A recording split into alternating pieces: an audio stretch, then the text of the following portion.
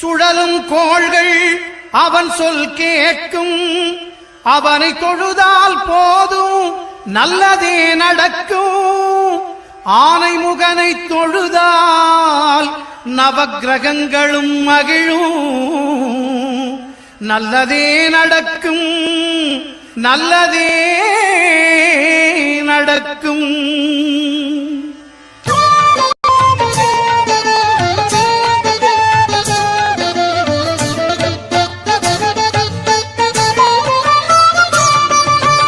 ஒன்பது கோளும் ஒன்றாய் காண